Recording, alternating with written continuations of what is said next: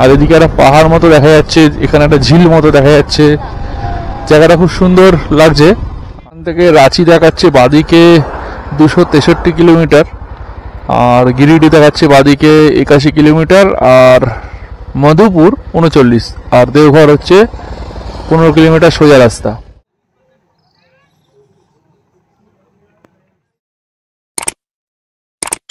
Good morning from Tarapith. এখন বাজে প্রায় 9:30। তো এখান থেকে যাব হচ্ছে দেওঘর। তো দেওঘর এখান থেকে দেখাচ্ছে প্রায় 140 কিলোমিটার রাস্তা।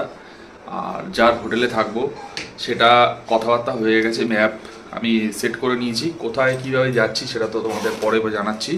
আপাতত এই হচ্ছে হোটেলের রুম, 1000 টাকা রুম ভাড়া নিয়েছিল, সবই ঠিক আছে, কোনো অসুবিধা নেই।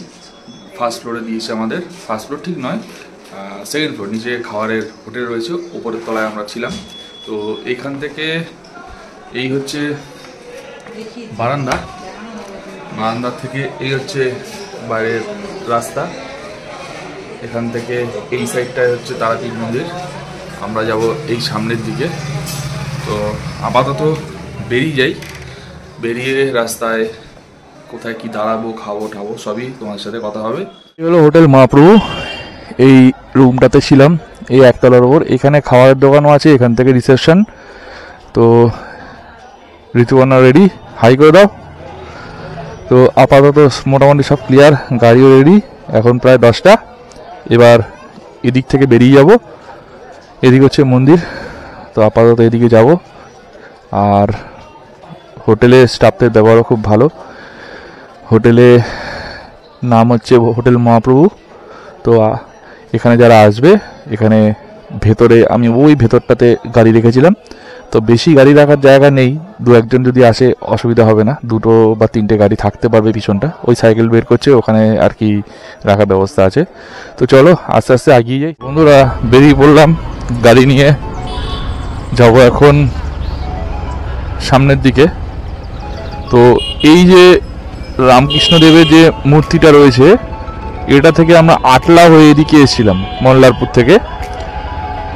তো আমরা যাব এখন সোজা গেলে সেই তারাপীঠের যে একটা তোরণ পড়ে বা গেটওয়ে অফ তারাপীঠ, তো সেইটা সামনে পড়বে। ওটা থেকে আমরা ডান দিকে রামপুরহাটের দিকে রাস্তাটা নেব, রামপুরহাটের দিকে রাস্তাটা নিয়ে ওখান দিয়ে আমরা দেওঘরের দিকে যাব। তো ওয়েদার খুব ভালো, আর ঠান্ডা সেরকম নেই, সকালবেলার দিকে ছিল যখন আমি বেরিয়েছিলাম, রাস্তায় একটু ঠান্ডাটা ছিল। তো আপাতত এইটুকুই আপডেট। তো যেতে থাকি, আবার সামনে তোমাদের সাথে গিয়ে কথা হবে, চলো দেখতে থাকো। তারাপীঠের সেই গেটটা, ওপরে মা তারার একটা মূর্তির মতো করা আছে, তো বেশ সুন্দর জায়গাটা পড়েছে। তো চলো এইদিকে চলে যাচ্ছে রামপুরহাট থেকে ট্রেনটা এদিকে যাচ্ছে কলকাতা বালুরঘাট থেকে ট্রেনটা হাওড়ার দিকে যাচ্ছে। অ্যাকচুয়ালি এটা যাবে হচ্ছে কলকাতা স্টেশন। তো আপাতত সোজা যাবো, এটা হচ্ছে রামপুরহাট বাইপাস। তো ট্রেন বেরিয়ে গেল, এবার সম্ভবত খুলবে গেটটা, চলে এসেছে, এবার গেটটা খুলবে।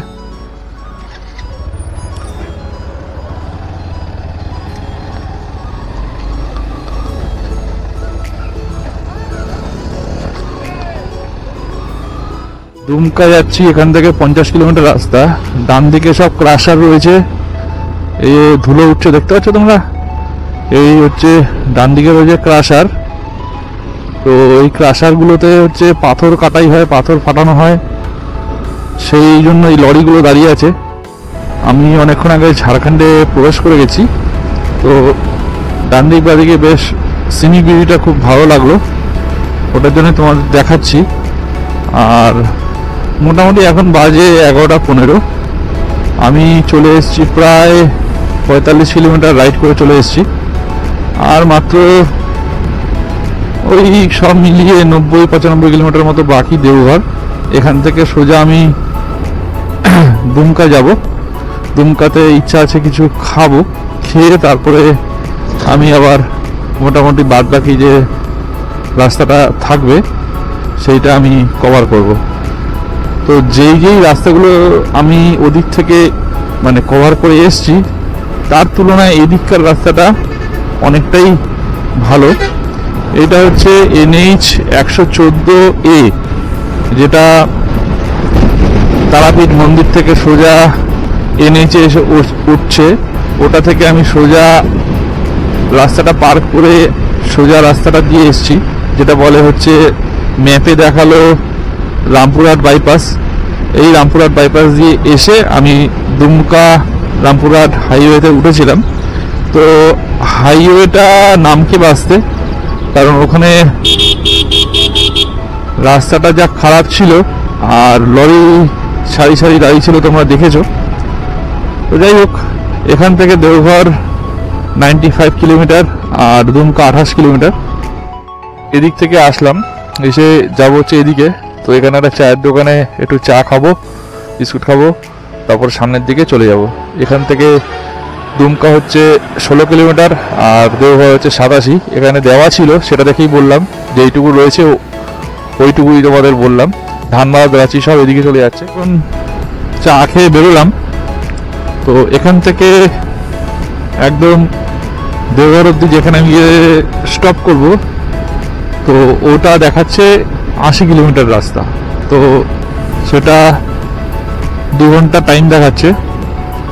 তো রাস্তা এখানে কিছু কিছু জায়গায় ভাঙা রয়েছে, ধীরে সুস্থে দেখে শুনে চালাতে হবে, যেহেতু রাস্তাটা আমার নলেজে নেই। এমনি নর্মালি রাস্তাটা ভালো। এখন দুমকা এখান থেকে তো বললামই তোমাদের কত কিলোমিটার। দুমকাতে আমি আর হয়তো দাঁড়াবো না। বন্ধুরা, দেওঘরে ঢুকে গেছি, মানে একটু আগে ঢুকেছি। তো ম্যাপ যেরকম দেখাচ্ছে সেরকম আমরা চলে এসেছি। তো এখানে একটা ঘড়িঘর আছে। তো এই ঘড়িঘর থেকে আমরা বাদিক নিচ্ছি দেওঘরের উদ্দেশ্যে। তো যেখান থেকে বাদিক নিচ্ছি সেখানে একটা ঘড়িঘর এরকম টাইপের একটা রয়েছে, কমলা কালারের, ওপরের দিকে ঘড়ি লাগানো আছে। টাইম দেখাচ্ছে 12টা 15, সঠিক টাইম দেখাচ্ছে। ওটা থেকে আমরা বাদিকে ঢুকলাম। বাদিকে এই রাস্তাটা দেওঘর 68 কিলোমিটার আর বাসুকিনাথ দেখাচ্ছে 22 কিলোমিটার। তো যাই হোক, আগিয়ে যাচ্ছি। আর ডান দিকে একটা পেট্রোল পাম্প আছে, কারো যদি পেট্রোল লাগে ভরতে পারো। এই ঘড়ির যে মোড়টা রয়েছে এটা থেকে বাদিকে আমরা ঢুকেছি, ডান দিকে পেট্রোল পাম্প পাবে। তো রাস্তাটা একটুখানি, এই দিকের রাস্তাটা জ্যাম, ওদিকের রাস্তাটা খুব একটা জ্যাম ছিল না।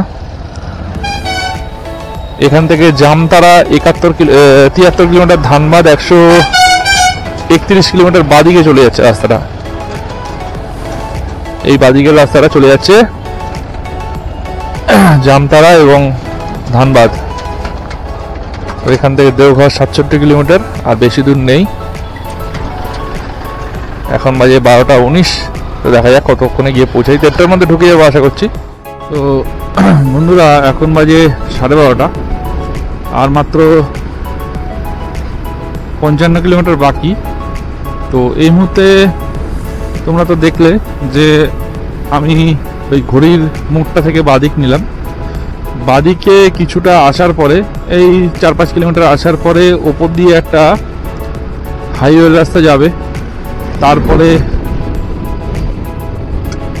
বলছি দাদা তোমাদের, একটা সুন্দর নদী ছিল হয়তো, যেহেতু নদীটা এখন শীতকাল তাই জল নেই। কি নদী সেটা আমি তোমাদের পরে দেখে বলবো। এখানে নদীর ইনফরমেশন কিছু দেওয়া নেই। তো যাই হোক, যেটা বলছিলাম, তো ওই যে রাস্তাটা ওপর দিয়ে একটা হাইওয়ে মতো চলে গেছে, তার থেকে আরও সামনের দিকে আগিয়ে আসতে হবে। আগিয়ে আসলে ওপর দিয়ে একটা রেল ব্রিজ চলে গেছে। রেল ব্রিজটা ঠিক পার করলেই তোমাদের দেওঘরের রাস্তাটা বাদিক চলে যাচ্ছে, সোজা চলে যাচ্ছে ভাগলপুরের রাস্তা, আর বাদিকে চলে যাচ্ছে আমাদের দেওঘরের রাস্তা। তো ওই রাস্তা দিয়ে মোটামুটি চলে এসেছি 4-5 কিলোমিটার মতো। তো রাস্তার ভিউটা হচ্ছে এরকম, এত সুন্দর রাস্তা। তো এখান দিয়ে চালিয়ে যাচ্ছি। বাসুকিনাথ সামনেই পড়বে। তো দেখবো যে বাসুকিনাথ আমি ঢুকতে পারবো কিনা। যদি ঢুকতে পারি অবশ্যই তোমাদের, ঢুকতে পারি এই কারণে বলছি, টাইমটা আমাকে মেনটেন করে চলতে হচ্ছে, কারণ ওখানে ঢুকে আমাকে ওই দেওঘরের চত্বরটা একটু এক্সপ্লোর করতে হবে। এবারে কাছাকাছি পৌঁছে গেছি। এখানে সব পেয়ারার দোকানগুলো রয়েছে, এই সামনেও কিছু পেয়ারার দোকান আছে, এইদিকেও সব পেয়ারা দোকান রয়েছে, এই যে রয়েছে। তো আগেও আরও আছে, মোটামুটি দেওঘর থেকে 18 কিলোমিটার আগে এই জায়গাটা পড়ছে। আর এদিকে একটা পাহাড় মতো দেখা যাচ্ছে, এখানে একটা ঝিল মতো দেখা যাচ্ছে, জায়গাটা খুব সুন্দর লাগছে। আর মোটামুটি জায়গাটা ঠান্ডার সময় বেশ ঠান্ডা থাকে, দেখলেই বোঝা যাচ্ছে। কারণ প্রথম কথা হচ্ছে ফাঁকা জায়গা, দ্বিতীয় কথা হচ্ছে ঝাড়খণ্ডে ভালোই ঠান্ডা পড়ে, এটা নতুন কিছু নয়। তো যাই হোক, দেওঘর থেকে তো পেয়ারা নেবই, পেয়ারা ঠিক নয়, এটাকে আমাদের বাংলা পেয়ারা যেটা না, প্যারা বলে, প্যারা অনেকের মুখে শুনেছি। এখান থেকে দেওঘর 18 কিলোমিটার, তো মোটামুটি 18 কিলোমিটার বেশিক্ষণ লাগবে না আশা করছি। 30 কিলোমিটার এখান, মানে 30 মিনিট দেখাচ্ছে 18 কিলোমিটার রাস্তা। এখান থেকে রাঁচি দেখাচ্ছে বাদিকে 263 কিলোমিটার, আর গিরিডি দেখাচ্ছে বাদিকে 81 কিলোমিটার, আর মধুপুর 39, আর দেওঘর হচ্ছে 15 কিলোমিটার সোজা রাস্তা। তো আমাদের আর 15 কিলোমিটারের জার্নি। আর যেটা হচ্ছে বাদিকে রাঁচি যাচ্ছে, সেটা এদিক দিয়েও রাঁচি যাওয়া যায়, তবে কিলোমিটারটা তো তোমাদের বললামই। সামনে থেকে কোনো একটা বাদিক সম্ভবত রয়েছে, তো ওটা সম্ভবত হাইওয়েতে গিয়ে উঠবে। এই সামনে থেকে বাদিক দেখাচ্ছে, অনেক গাড়ি আর কি ওদিকে যাচ্ছে।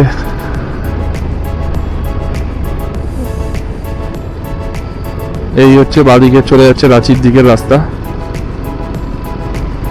আর আমরা চলে যাচ্ছি সোজা একদম দেওঘর, আর 15 কিলোমিটার।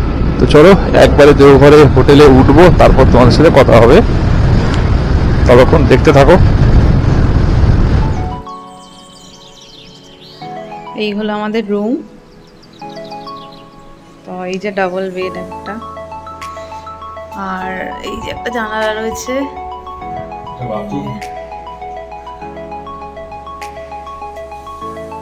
এই যে আয়না, আর এই যে বাথরুম। বাথরুমটাও বেশ পরিষ্কার, ভালোই। তো আমরা এখন একটু বেরোবো, তো চলো তোমরা দেখো। তো ফ্রেন্ডস রুমে পৌঁছানোর পর এখন আমরা একটু বাইরে একটা রেস্টুরেন্টে যাচ্ছি লাঞ্চ করার জন্য। তো এই যে আমাদের খাবার চলে এসেছে, তুহিন খাচ্ছে বাটার নান, আর আমি চিকেন আর ভাত। তো চলো রুমে ফিরে যাই। এখন বিকেলবেলা, আমরা এখন একটু তপবন এখানে রয়েছে সেটা দেখতে যাচ্ছি। ওই যে তুহিন বাইক নিয়ে রেডি। তো চলো তোমরাও দেখতে পাবে আমরা কি দেখছি, দেখতে থাকো। দেখা হচ্ছে মোটো ব্লগিং সেটা। এখন ঘড়িতে বাজে 4:08, যাচ্ছি হচ্ছে তপবন। তো এই হচ্ছে আমাদের হোটেল, এটা ব্যাক সাইড। আমরা দোতলায় আছি, প্রথম যে কাচের ঘরটা দেখা যাচ্ছে তার পিছনে এটা হচ্ছে বাইরের দিকে জানলা আর কি। 3 তলায় ওখানে রয়েছি, ground floor, first floor, second ফ্লোরে আমরা আছি। তো এই গাছটার পিছন দিক দিয়ে হচ্ছে বেরোনোর জায়গা, মানে ব্যাক সাইডে এসে গাড়িটা বের করছি। গাড়ি আমার এখানে ছিল, বসো। যাই হোক, বলছি যে গাড়ি আমার এই পিছনেই ছিল, এখানে হচ্ছে পার্কিং। তো এটা হচ্ছে আমি ব্যাক সাইড দিয়ে ওইখান থেকে আর কি বেরিয়েছি, গাড়ি পিছনটাতে ছিল। এইটা হচ্ছে সামনের দিক, সামনের দিকটা দেখাচ্ছি তোমাদের।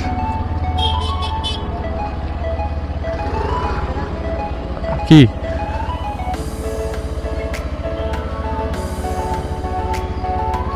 এটা হচ্ছে হোটেলের ফ্রন্ট।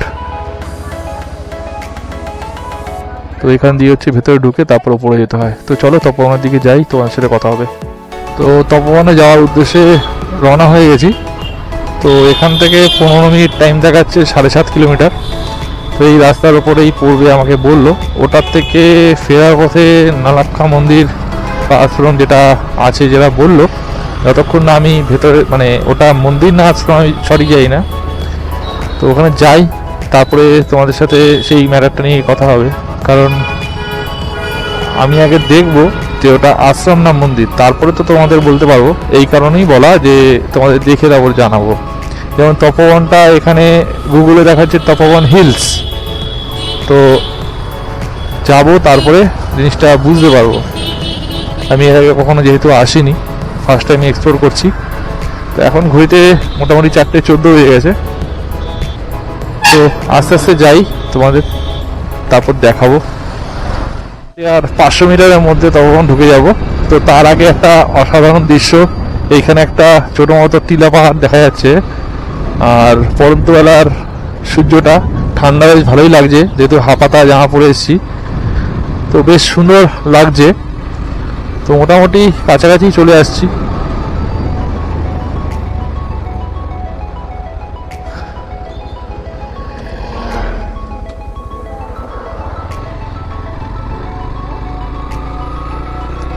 এখানে লেখা আছে তপভূমি তপবন মে আপকা স্বাগত है, এখানে লেখা আছে, তোমরা দেখতেই পেলে।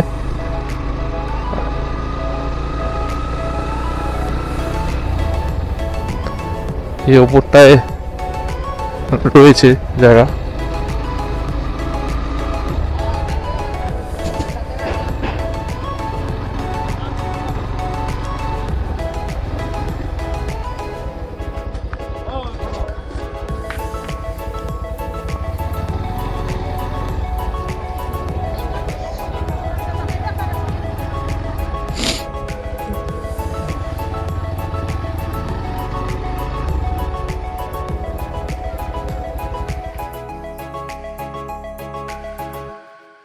আমরা এখন এসে গেছি তপবনে।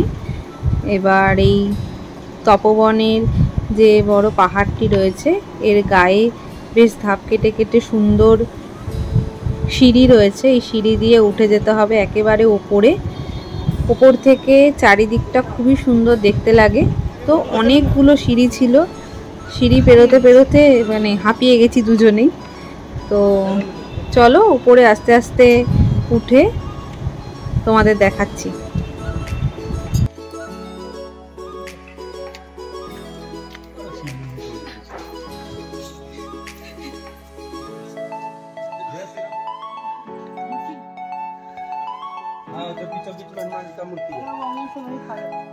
তো পাহাড়টার একেবারে ওপর দিকটায় উঠে বাদিক দিয়ে একটা রাস্তা চলে গেছে, সেটা পাথুরে রাস্তা। ভীষণ সরু সরু রাস্তাগুলো রয়েছে এবং সেটা চলে যাচ্ছে একদম তপবনের ভেতর দিয়ে। একটা বজরংবলীর মন্দির রয়েছে এবং সেখানে যাওয়ার ইচ্ছে ছিল, কিন্তু যেহেতু সন্ধে হয়ে গেছিলো তো জঙ্গলের ভেতরটা প্রচণ্ডই অন্ধকার, আর আমাদের সাথে যাওয়ার মতো কেউ সেই সময় ছিল না। সেজন্য ওখানে একজন লোক ছিলেন, উনি বললেন যে না তোমরা যেও না। তো সেজন্য এইবারে আর তপবনের ভেতরটা ঘুরে দেখা হলো না। তো আপাতত আমরা এই ওপরটায় এসে ওপরের সৌন্দর্যটা অনুভব করছিলাম। তো চলো এবার আস্তে আস্তে নিচের দিকে নামা যাক।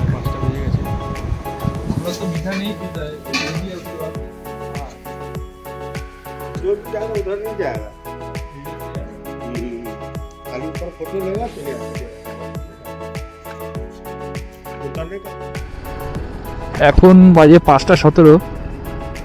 অন্ধকারটা তোমরা দেখতেই পাচ্ছ কিরকম। আর এই আমরা ছেড়ে এসেছি তপবনের ওই হিলটা। তো এখান দিয়ে আমাদের হোটেলের দিকে যাচ্ছি। আর অন দা ওয়েতে পড়বে নালাক্ষা টেম্পল। ম্যাপে মেরেছি, এখান থেকে 6 কিলোমিটার দেখাচ্ছে আর টাইম দেখাচ্ছে 12 মিনিট। আমি অলরেডি একটা মোটা জামা পরেছি, হালকা মোটা, ঠান্ডা বেশ আছে।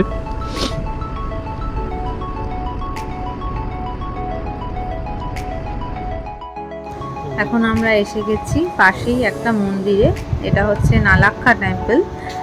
তো এই মন্দিরটায় অনেকটাই চারিদিকটায় কাজ চলছে, তো আর একটু আলোটাও কম দেখতে পাচ্ছি। তো চলো আস্তে আস্তে উপর দিকটা যাওয়া যাক। ভেতরটায় ফটোগ্রাফি করা বারণ ছিল, ওই জন্য বাইরের দিকেই শুধু ফটো তুলছি এবং ভিডিও করছি তোমাদের দেখানোর জন্য।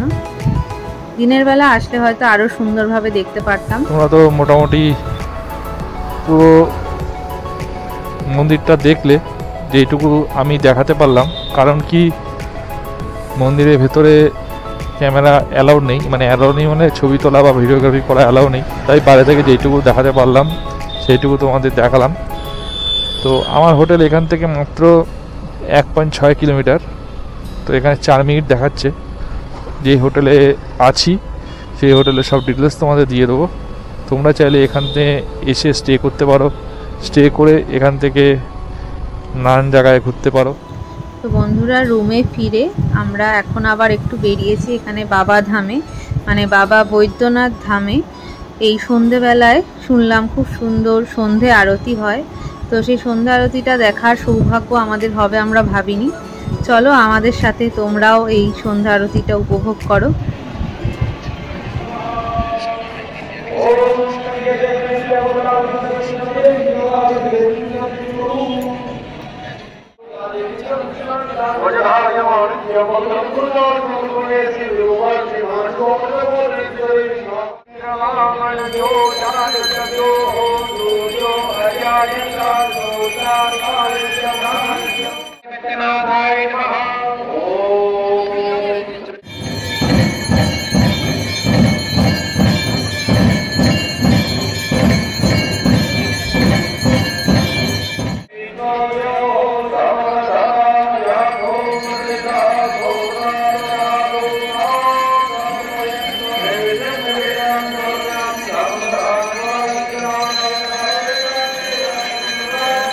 বন্ধুরা, তোমরা দেখতে পাচ্ছ যেই বেদিটার ওপরে বসে পুরোহিতরা আরতি, সন্ধ্যা আরতি করছে, সেটা হচ্ছে পার্বতী দেবীর মন্দির। আর এই দিকে যে মন্দিরটা তোমরা দেখছো, এটা বাবা বৈদ্যনাথের মন্দির।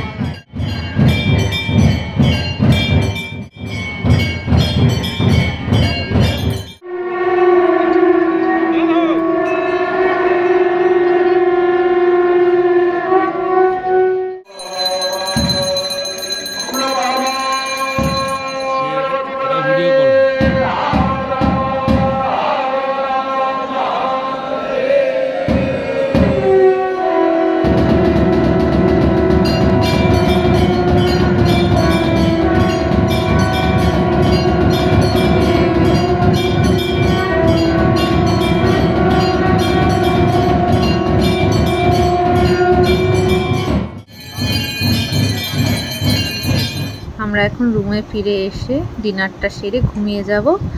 আর সকালে আমরা বাবা বৈদ্যনাথের মন্দিরে পুজো দেব। তো চলো দেখা হচ্ছে পরের দিনের ব্লগে। তো ততক্ষণের জন্য টাটা।